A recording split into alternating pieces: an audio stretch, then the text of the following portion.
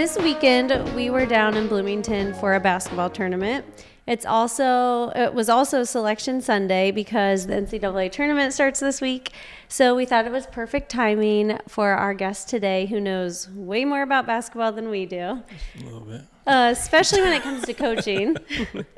He has coached some of the greatest in the game and recently launched his own program to help other coaches. Jhared Simpson, welcome to the Scuttlebutt Club. Thank you for having me. Excited to be here. Huge fan. Oh, huge fan. What a way to start. Me and my wife, huge fan. So we feel lucky excited. We caught you and Yeah. you could come on. Yes. Literally drove in for this, you know? I know. Yeah. Well, From across Just the for you country. guys, across the country. Just for you two. Just for you two. We want to back up a little bit to your Wheeling days. Oh, wow. Yeah. I know like a lot of people listening probably have no idea what Wheeling, West Virginia is, but our dad is from there. Really? And I we've didn't been know So that. we're like, we have got to talk to you Wow. about this. Wow. We, Yeah, we let's go talk back about it. there. Do you know Ogle Bay? Yeah. The no, resort? Yeah. Yeah. We've The stayed resort. there. Yeah, We have golf family resort. there. Wow. Isn't that I funny? know. I did not know that. That's crazy. I know. Yeah. Well, I spent a lot of time there. Did you like it? That's where you went to. I went to College. school, college there. I Okay. played Division II ball at Wheeling Jesuit University.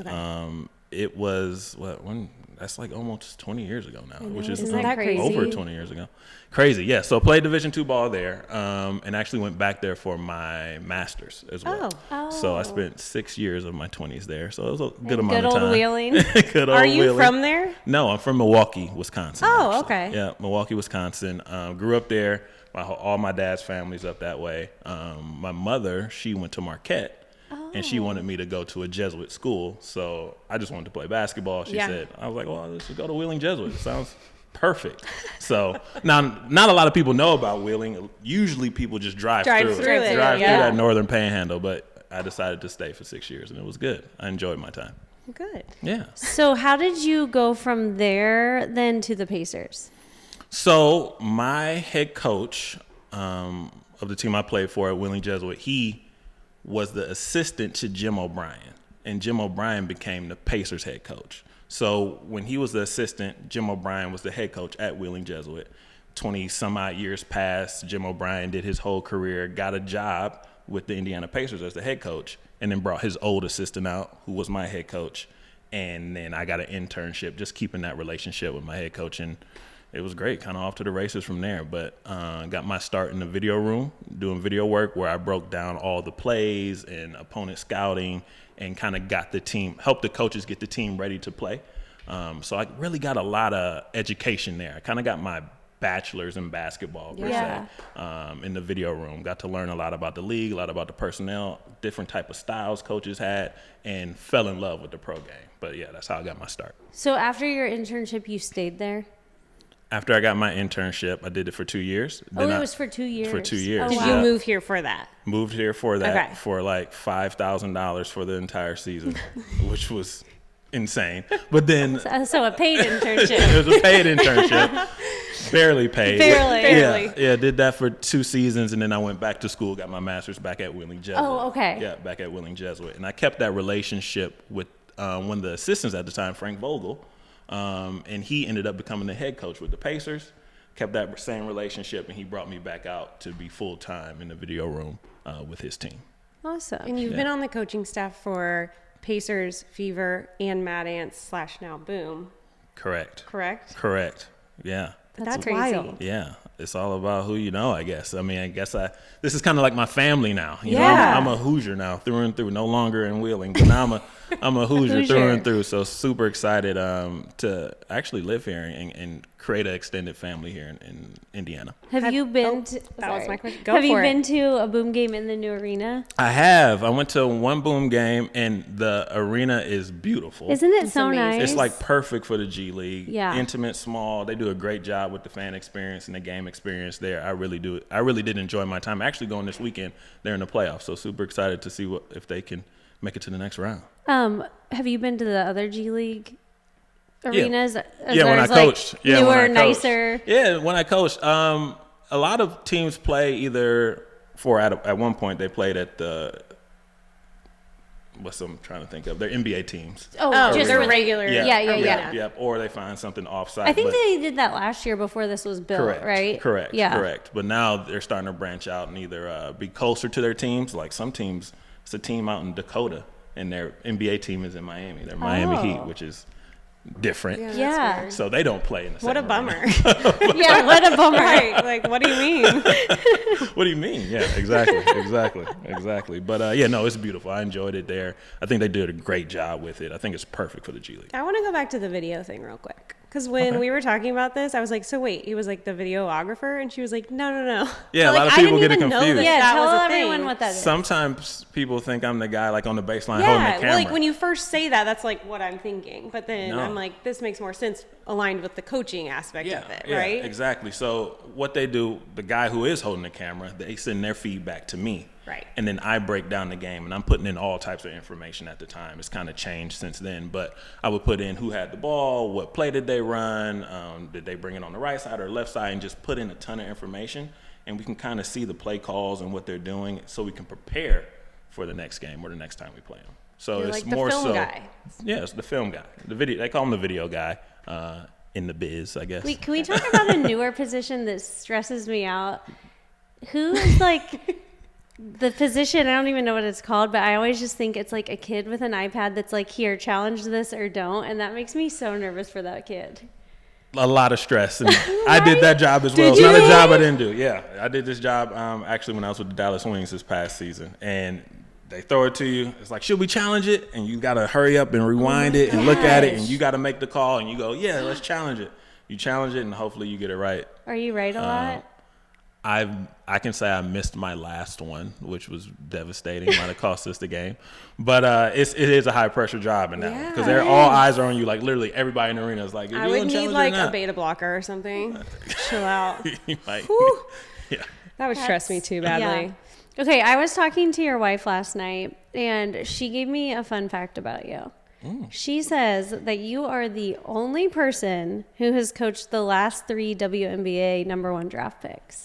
That is true. That is so Wow, wild. what So a stat. Aaliyah Boston in Yeah. 23, Caitlin Clark in 24, and Yeah. Paige Beckers in 25. Yeah. And they were all rookies of the year and all-stars. All stars. Yep. That's yep. so cool. Unbelievable. Great talents. All of them are great people and incredible talents on the floor. And it was an honor to work with them. They all have a competitive fire to be the best in the game. And I think we'll see all 3 of those names in the Hall of Fame down the line. But a lot of basketball to play, but I'm pretty sure they'll be I feel there. like you've done a lot for how young you are. Oh, am I young? Yeah. Oh, okay. Are Thanks. you our age? I'm calling us all young. Yeah. Okay, well, if you're young, then I'm young. We're I'll young, take it. For sure. Yeah, we're all young. I'll take it. Young at heart. Okay, I think both of us would admit we weren't like huge Fever fans before Caitlin Clark got here. Okay. I feel like a lot of people were like that. Yeah, so that's what I was gonna say. Like drafting her literally changed our city. Like, can you tell us what it was like to be a part of that? It was an unbelievable ride. Just looking back at it, I didn't really understand the magnitude of what she brought, not only to the city, but to the game of basketball, especially women's basketball, putting it on the map. She is an incredible person, and everything you see about her in the public and in the media is it. Like, that's who she is. She's not changing anybody. She can kind of be a little hard at times, but she's amazing. I loved working with her. She did so much for the city, and she gives so much back and is an idol and a role model for a lot of young girls to continue to play. We're starting to see a little bit of a decline for girls sports and basketball. They're starting to move away a little bit from it, but I think she is the one that's kind of keeping them involved, keep bringing them back, and she's a great spokesperson and a great person here in Indiana for sure. And then you got to go do that again with Paige. Yeah, then it's like, let's run it back. Let's do it You're with like, Paige. I've been here. I know what to do. Yeah, similar. I mean, she's the same way. Incredible, hard worker, passionate, competitor.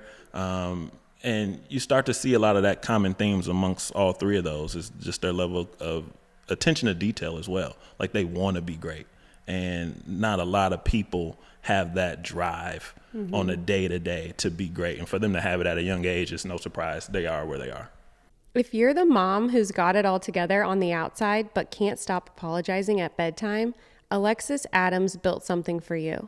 She's a therapist turned coach who helps high-achieving moms stop reacting and finally feel as solid as they look. Find her on Instagram at confidently.alexis and DM her the word scuttlebutt. And she'll show you how to end the cycle without losing everything that makes you good at your life. That's awesome.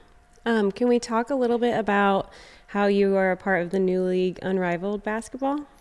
Yeah, that was fun. That was my first year, 3-on-3. Yeah, tell us more about it. Yeah, Tell the listeners. For the people that might not know what it is. It's a 3-on-3 league.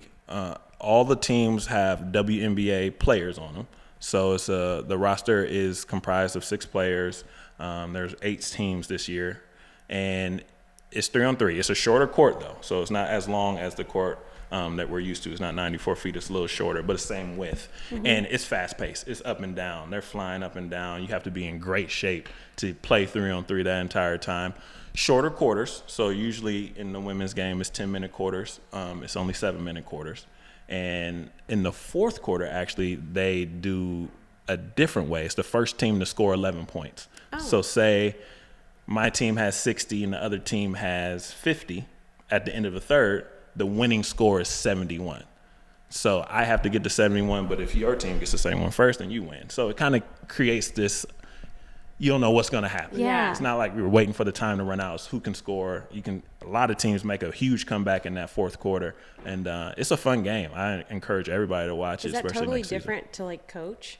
It Yeah. did take a little bit Like of a little adjustment. more strategy or something? It took, well, I wouldn't say so much strategy. It's a little bit more of an adjustment because the game is so fast. You have a natural rhythm to the game that you like, okay, I can do this, this, and this. But now it's like 5 possessions might go by. And it's like, oh, wait, I forgot what I was even going to say because it's moving so fast. Yeah. But it's a fun game. It's fun to watch. Do they have like actual plays, or is it more just like? Yeah, we have plays. It's similar to kind of what we do to kind of teach the game. 3-on-3, you kind of break things down in smaller fragments of the game, and so we kind of take that, and those become our plays. But it's fun. It's still strategy involved. We're still guarding people different ways. It's a good time. Do you know what Gus Macker is? I have heard of Gus Macker.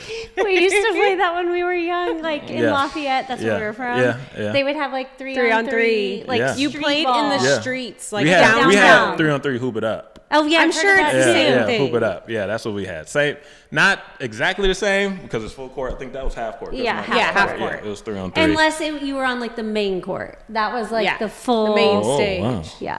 I didn't get Like there. on the Me square. either. We didn't even- Downtown square. Yeah. I mean, So- you hit a crack wrong, the ball's gone. Like, yeah, it's over. It's over, over. out of bounds. And you guys played in it? yeah. Look at me telling you I Can don't know we- anything about sports and pulling Right. out Gus Macker. Can we pull some film of that? Yes. Let's And put I some think B-roll of that. one Taylor, year- you take care of B-roll. Okay, I'll keep One it year right my here. team was called the Munchkins. So Oh my gosh. That's Wizard of Oz ridiculous. reference. Like I'm it. so sorry. I just derailed us. but also I'm sure it was nice to live in Miami that time of year too, right? I will never turn down a time in Miami, especially in the Indiana winter. I came there Is that and when, I like, tried this- to meet up with you guys and it did not work. Oh, I didn't Is know. that when the season is?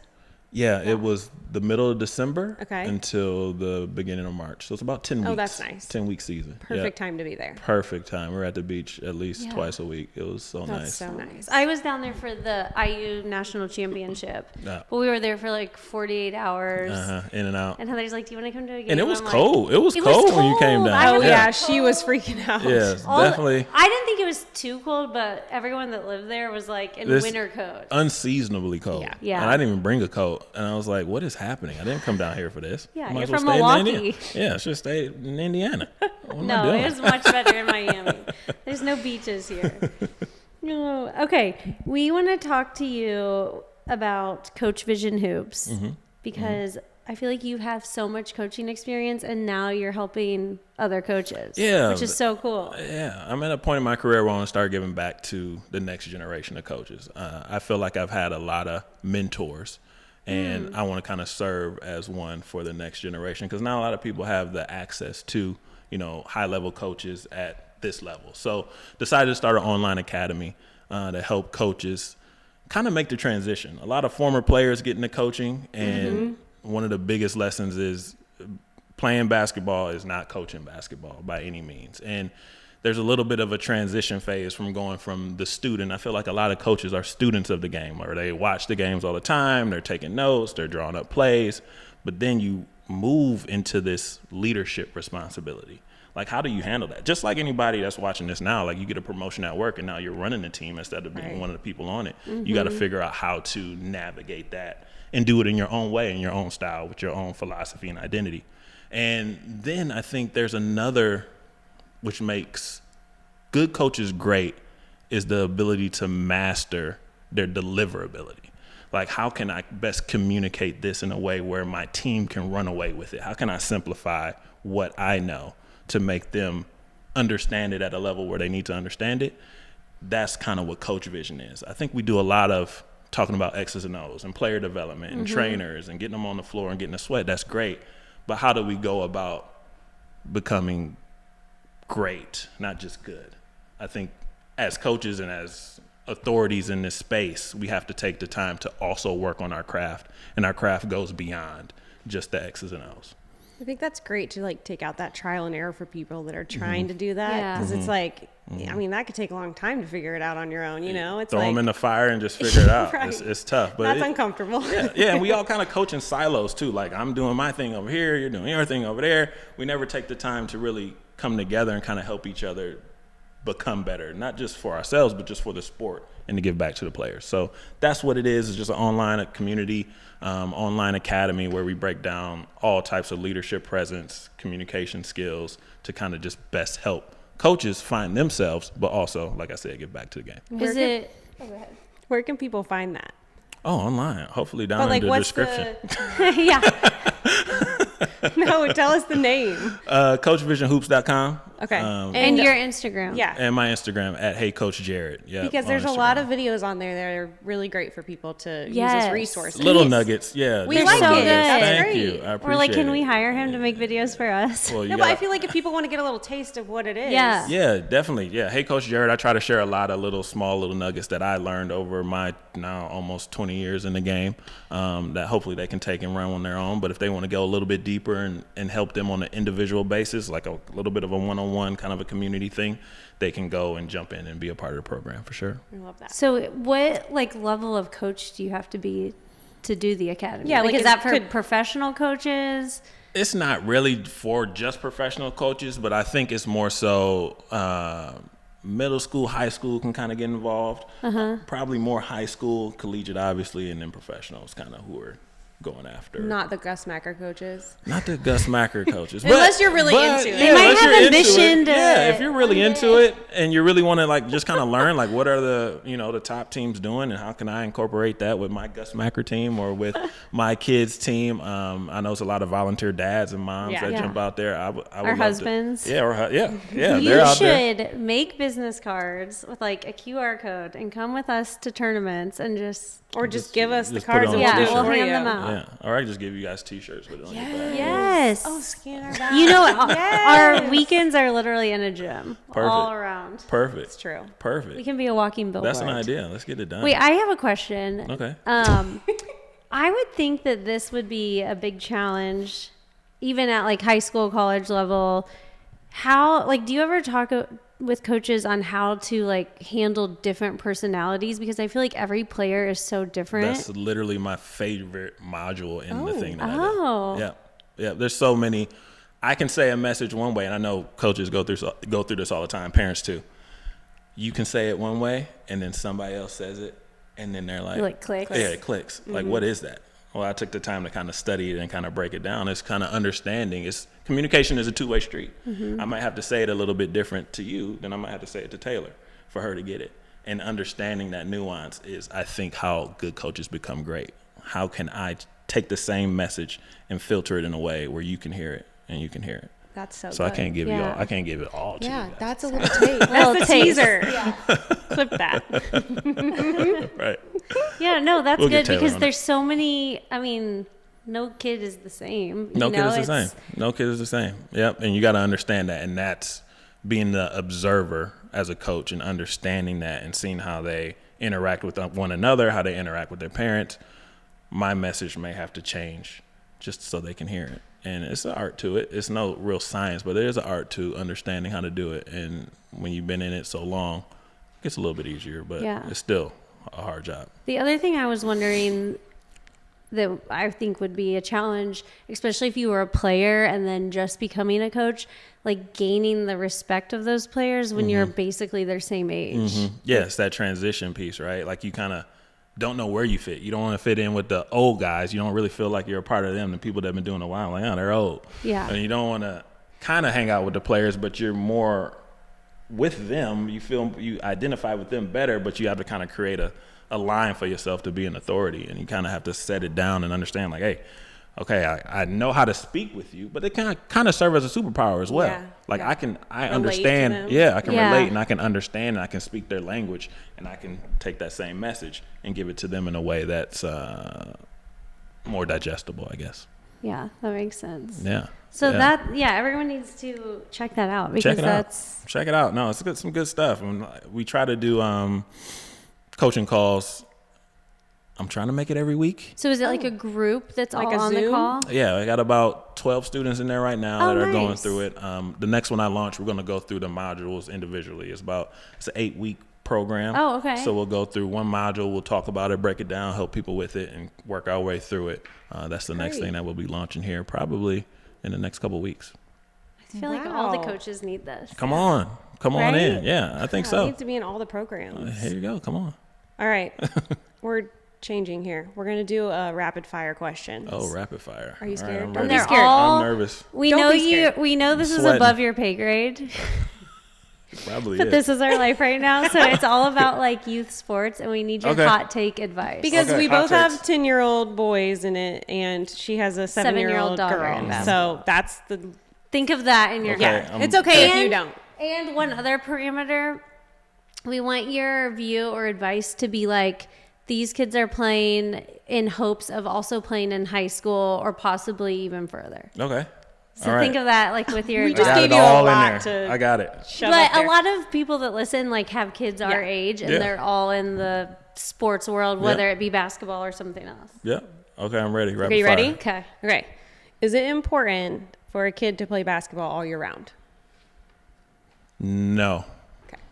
I think it's important for them to play multiple sports, and you can learn different things from different sports, but you can also learn your body and understand your hand-eye coordination versus soccer is foot-eye. So it's totally different, but you can kind of use all those skills to your advantage when you play basketball. Caitlin's grading you. Like, she's like, yep, you got that one right. Thumbs up. No, I won't do that. Okay. Sorry. Sorry. How important is it for a kid to play on a shoe circuit? I think it's important for them to play on the shoe circuit if you plan on going to the next level. And by next level, do you mean above high school? Above high school, for sure. Do you think there's like a certain age where think it's like important? Junior year, senior year. Okay, wait. So pause. not like 10-year-olds. For those of us in the room who don't know what a shoe circuit is, please describe. So shoe circuit Sorry. is like Nike, Adidas. We're like, this is Puma. rapid fire, but not really. Yeah. Wait, let's slow down. Let's slow down. So yeah, it's just like the shoe brands that you see kids wear now, Nike, Adidas, whatever, just being on that circuit where they sponsor that tournament. Got it. They sponsor that tournament. So you see a lot of the big name coaches at those Okay. to recruit for their college teams more so. So we think that's more important at like high school age. I think later on it's more important, especially with the landscape now of college sports. It's totally changed with NIL. A lot of colleges are looking for grown men kind of to be on that team. So I think more times than not, it's better to kind of focus on that on the back end of college when you're looking for more exposure so you can see if you can go to the next level. I think earlier on it's all about just experiencing the game, falling in love with the game, the joy of the game. You'll have the opportunity to learn so many lessons through playing, and I think that's what you really want to focus on. Get the experience, get the reps, learn as much as you can, and then the exposure piece is kind of on the back end of that high school career. Okay. Do they need a social media account with their highlights at this age for exposure? We're still talking about 10-year-olds? Yeah. I don't think so. What about high school kids? High school kids, if you plan on going, I could see Like, something I feel like that's that. more age appropriate anyway for social media, right? Yeah, for sure. Like, they're already on social media. They probably Yeah. only got their own accounts. So, yeah, I think it makes sense in high school. Doesn't hurt. Yeah, it doesn't hurt. Definitely doesn't hurt. Also, be smart on social media. Okay. It can hurt you. It can hurt you. It can hurt you. Okay, for player development, is it more important to play up against better competition and only win from time to time, or play teams the same age and build their confidence? I think it's important to play up. I think the game kind of slows down for you when you then play against your age. Mm-hmm. So if it's a little bit faster, the competition is a little bit stronger, the better you'll be prepped when you are going against people of your age. So I think it's important to definitely play up and get that experience. What is a skill a kid can improve on to set themselves apart? This feels broad. Just pick one. Yeah. If I had to pick one, listening is a big one. Ooh, this is so true. Yeah, listening. You got to really hear what people are saying. I know it's easy to be like, brush stuff off. You want to work on your Kyrie handles and shooting your Steph Curry threes, but I think it's very important just to listen and really develop the ability to take information and implement it for yourself as a person, not even a player. But I think that's extremely important. How can I listen and then really hear the message that the coach or the authority or the parent or whoever it is trying to give me? Love that. All right, what is a mental tip you could give a kid if they get down on themselves during a game for making mistakes? A mental tip. So we're talking about the mental side of the game. Yeah. I think it's very important in how you respond. So everything that's happening is just information. Like, it's just things happening. Nothing has any natural emotion tied to it.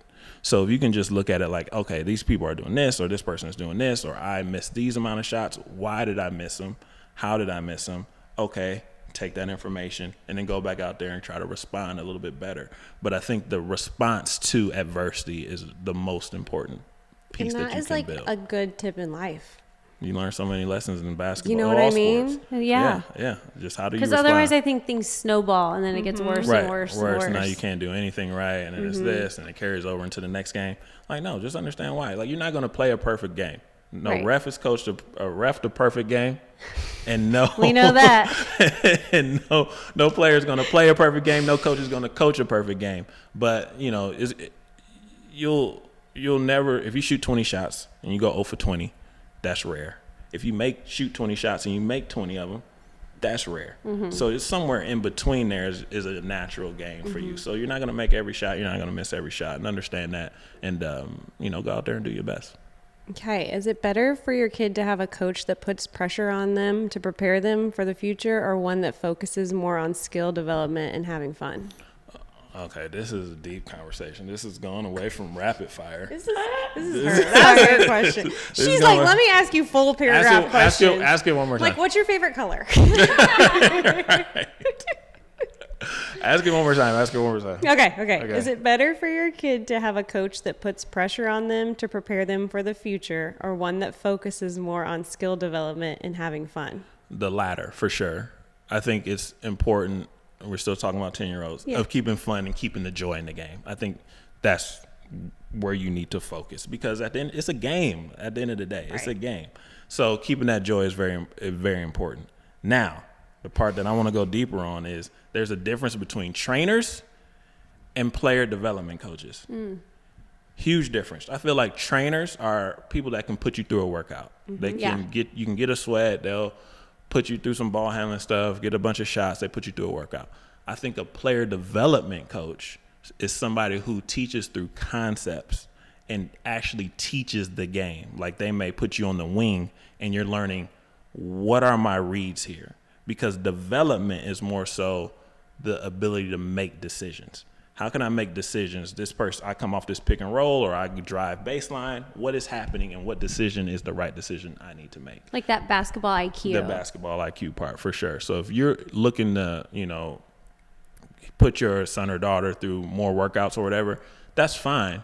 But understand that there, I think, is a difference between people who are just putting them through drills and somebody who's teaching them the game. Yeah, like so the just why look for that. and the why and the for what reasons and when is very important. So if you're out there trying to find somebody like that, that's what I would look for as a parent. Cool. All right, this is the last one, and it's a fun one. What is your favorite shoe to play in or coach in? Or what basketball shoe is your favorite? I like wearing LeBrons and Kobe's. Those are my two favorite, for sure. I really enjoy those. Caitlin needs you to give her a specific one. Oh, you need a specific Kobe?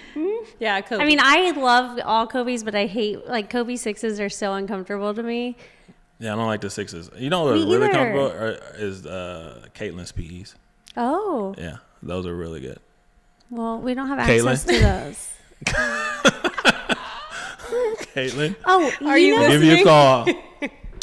her boyfriend just gave my son's basketball team like a tour of Butler and Did he? walked him through practice Yeah, and he's great. everything. Yeah, It was he's so awesome. nice. Yeah, that's Their awesome. questions like, "What is it like to be Caitlin's boyfriend?" He's like, "Oh, I get this all All the the time." I'm He's like, sure "This he is just my life now." I know, he's I'm probably sure he like does. not even I should annoyed text by him. it. It's just how it It's is. just, how it it is what it is. is. Yeah, that's funny.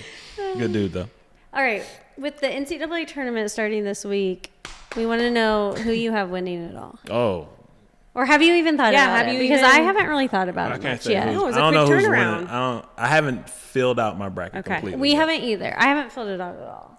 My son's filled out like 50 brackets. We filled out the large one in our house. Which, hey, if anybody wants some paper to take home, we make like Oh, You life want to perfect. make a big one in your Yeah, let's do We it. tape them to the wall. Make It's me a like copy. giant. It's wild. I'll put it up in my living Well, I'm not room. going to make it for you, but I'll give you the paper. Okay. All right. Heather will do it. Heather Yeah, will Heather, do it. Heather do it. She's fine. She'd be She'll great get at it. So you have no one for us? I don't have a winner yet. Okay. I'm sorry. That's okay. I do know, with how we talked about the landscape changing in college, I would limit how many upsets you have Oh, hot tip. on the back end. Yeah, for sure. I would probably have 1s and 2s and maybe a 3 in my final 4. But Okay. I think our Cinderellas are gonna start disappearing here. So Do take you that have a with what you favorite got. team that you root for? I like Duke. Okay. Ugh. Oh. Oh, Oh. excuse me. Wow. Sorry, I'm a Tar Heel. Cut the camera. Drops the mic and leaves. Cut the camera. Do you want to go to something fun with us? Speaking of, What? What's No. that? Right on. You're just gonna ask him right here on hot mic. Yes. Okay. Okay. Heather will want to go. I believe it's like the first weekend of April. The high school national championship is at Hamilton Southeastern. Oh, is it? And last year the Boozer twins played there, and the kids like got to meet them, take pictures, Yeah. and there's so many ex-NBA players because all their kids Kids are playing now. It Isn't was that so nuts? cool. Yeah, isn't that nuts now? If Like, it's weird, it's like Ray and Fishers. yeah, that's bizarre. I didn't know. Actually, Yeah. I did not know that. It's the boys and the Wait, girls. a lot of people didn't Oh. know that last year, and then I it was like know. it just popped up, and everyone was like, "Wait, we didn't know It's about all this." on Yeah. ESPN. I think Chipotle's like the national sponsor, but it was like Jermaine O'Neal was there with yeah. his son. Yeah, JL. It was mostly like private school, like IMG Academy, I'm like sure. all those Yeah. schools that were Yeah. in it. Yeah, but I it didn't was know that was cool here. that well, if Wow. you want to go. Well, let me know. I know somebody now on the inside. Sorry, that when you said Duke, that was my first thought. Oh, your first thought was ugh. Yeah, Oh yeah, second thought, your first thought was disgust. disgust. Okay. Well, on that note, I think Thank they have you. some injuries. oh, I think they have some They injuries. do. They do have some injuries. But she's gonna talk to you forever about this, so we have Okay, to. sorry, we'll we cut have to it tell off. you thank you for coming. thanks for You having were me. a great This interview. was great. This was awesome. really appreciate you I'm being so happy here. I could come and make it and be here on time Yeah. and proud that you guys wanted me. So thank you. Can we just tell everyone again where they can find more online about Coach Vision Hoops? Yeah, so CoachVisionHoops.com. Okay. Well, I think it's info.coachvisionhoops.com. And We'll then put it also in. Yeah, we'll add it perfect. to the notes. And then Instagram at Hey Coach Jhared. Jhared is spelled weird, Jhared. But Hey Coach Jhared on Instagram. We'll tag you. Yeah, Perfect. Not to worry. Thank you Awesome. again for coming. Yeah. Well, thanks for having Right. me. I appreciate it. Thanks so much. Yeah. All Go right. Duke. Enough.